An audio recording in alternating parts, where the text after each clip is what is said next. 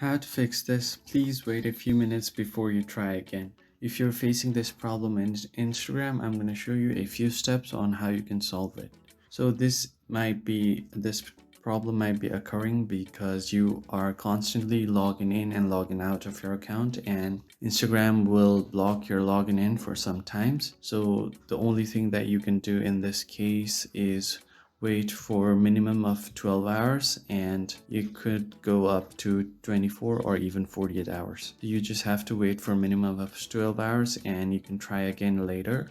And after that, you should be able to log into your account. But if that doesn't work, what you have to do is go to your Instagram's app info and make sure that your battery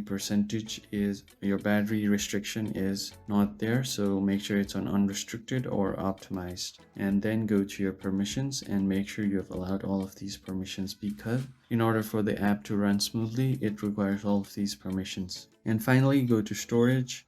And as you can see, there is 400 megabytes of cache files. Just clear on the cache and it will clear out all of the junk files, so your app will run smoothly, and that should fix your problem.